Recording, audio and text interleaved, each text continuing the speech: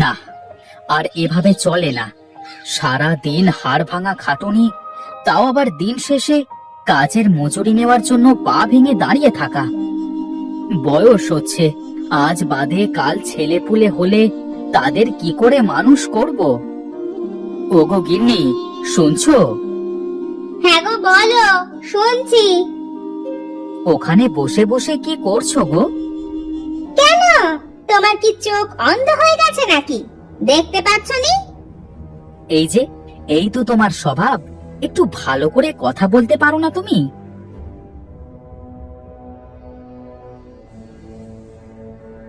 আমি যে রান্নার খড়ি কাটছি তা দেখতে পাচ্ছ না? আবার শোনো যে কি করছি। ওরে বাবা, এ তো বউ নয়, যেন বাঘিনী। তা তোমার কাজ শেষ কি হলো? আমাকে যে কাজের সন্ধানে বেরোতে হবে। আমার এখনো অনেক কাজ। যদি গিলতে হয় তাহলে ঘরে খাবার আছে, কয়টা গিলে কোথায় যাবার যাও। লাগবে না আমার খাওয়া। না খেলে কি মানুষ মরে? আমি চললাম।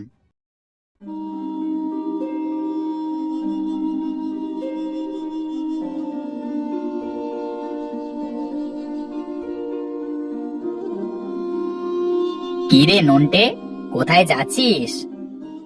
জাহান নামে চৌরাস্তায় যাচ্ছি, যাবি? ওরে শোন শোন, এই দিকে আয়।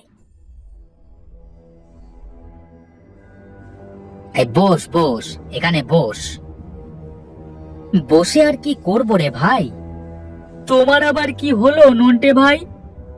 কি আর বলি দুঃখের কথা, পুরুষ মানুষের জীবনই বৃথা। এটা তুমি ঠিক বলেছ ভাই। পুরুষ মানুষ মানে গাধার মতো খাটো আর বিড়ালের মতো মরো। চা খাবে নাকি নন্টে ভাই? চা যে খাবো, তোকে দেওয়ার মতো পয়সা তো আমার নেই রে ভাই। এই মদন, তুই কথা না বলে একটা চা দে তো নন্টেকে। এই নাও দাদা, চা। তা ভাই, কি হয়েছে বলো দেখিনি? বৌদি কি ঝেড়েছে নাকি আজ? আয় উপার্জন না থাকলে ঘরের বউও ঠিক থাকে না রে ভজা। আমার পোড়া কপাল। তাহলে কি করবে বলে ঠিক করলে তুমি? আমার কিছুই করবার নেই রে ভাই। ভাবছি ভবঘুরে হয়ে যাব। হেই, তা বললে কি হয়?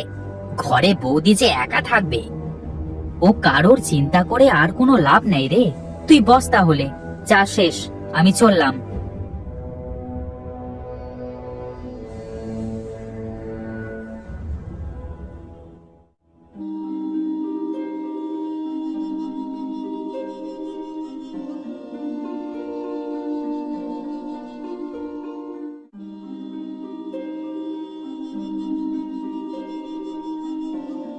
না, বড্ড ক্লান্ত মনে হচ্ছে। সারা দিনে একটু দানা পানি পেটে পড়লো না। যাই, ওই গাছটার ছায়ায় গিয়ে একটু বসি। আহ, বড্ড তেষ্টা পেয়েছে। যদি একটু জল পাওয়া যেত। আহ, এখানে তো চারপাশে শুধু মাঠ আর মাঠ।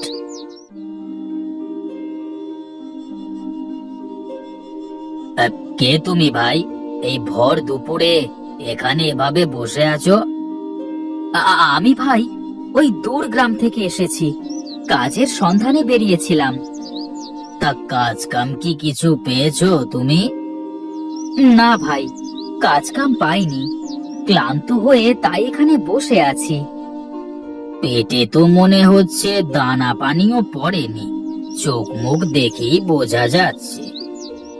হ্যাঁ ভাই, ঠিক তাই। চিন্তে করো না ভাই, ওপরে তো একজন আছে, একটা না একটা ব্যবস্থা ঠিক হয়ে যাবে। এখন শুরু করো ভাই, একসাথে খেয়ে নি। হ্যাঁ, আমি কেন তোমার খাবার খাবো ভাই? ওসব কথা পরে হবে, এখন এই নাও, খাওয়া শুরু করো। তোমাকে যে কি বলে ধন্যবাদ জানাবো ভাই। শোনো ভাই, কার খাবার কোথায় লেখা আছে সেটা ওপরওয়ালা ছাড়া আর কেউ কি বলতে পারে?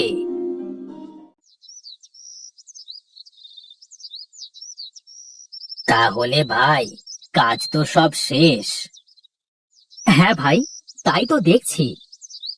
অনেক কাজই তো করে দিলে ভাই, তোমার কাজের মজুরি কিভাবে দেব বলো? হ্যাঁ, মজুরি লাগবে না ভাই, তুমি যে দুমুঠো দানা খাইয়েছো, মনে করো এই তার প্রতিদান। তা বললে কি হয় ভাই? এই নাও, এই এক ঝুড়ি কচু তোমার, এগুলো বাড়িতে নিয়ে যাও। এত কচু দিয়ে আমি কি করব ভাই? একেবারে তো এত কচু খাওয়া সম্ভব না।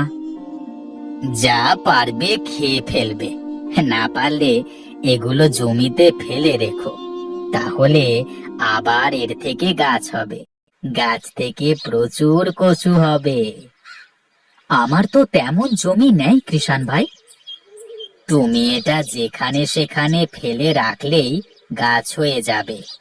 চাইলে তুমি কচুগুলো তোমার বাড়ির আশেপাশেও ফেলে রাখতে পারো। ঠিক আছে ভাই, তাহলে এখন আমি চলি, সন্ধে হতে চললো।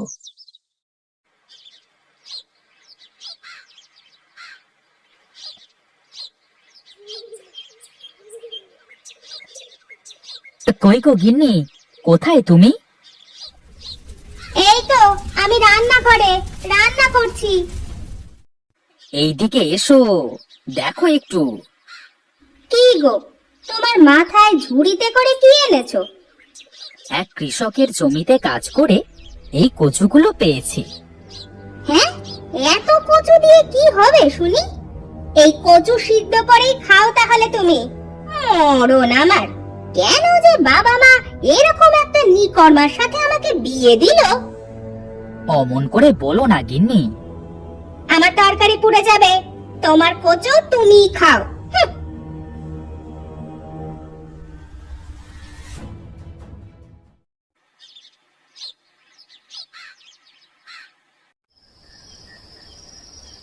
আজ কি রান্না করেছো গিন্নি? কি আর রান্না করব, রোজকার মতো, শুধু আলুর ঝোল। আলুর ঝোলটা বেশ মজাই হয়, তোমার হাতের রান্না বলে কথা। দু পয়সা তো আর মুরদ নেই যে রোজগার করে বড় বড় রুই কাতলা মাছ খাওয়ানোর। একদিন সব হবে গিন্নি, তুমি দেখো। তোমার সে মুরদ কি আছে? থাকলে তো সেই কবেই দেখতাম। হুঁ।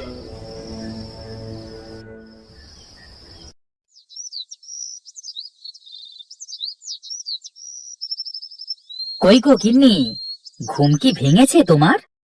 তা তো সাত সকাল করে এত চেঁচাচ্ছ কেন? কোদালটা দাও দেখি। এখন কোদাল দিয়ে কি করবে তুমি শুনি?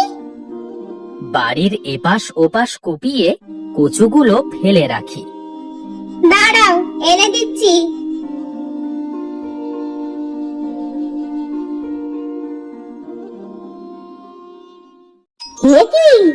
এ কি দেখছি আমি? আমিও তো কিছু বুঝতে পারছি না গিন্নি, গোয়াল ভর্তি এত কচু গাছ হলো কিভাবে? তোমার আনা সেই কচুগুলো তো দেখতে পাচ্ছি না গো। তাই তো গিন্নি, আর দেখো, গাছগুলো দেখে মনে হচ্ছে নিচে অনেক কচু হয়েছে। চলো আগে তুলে দেখি। গিন্নি, তুমি কচুগুলো বেছে বেছে এক কোণে রাখো।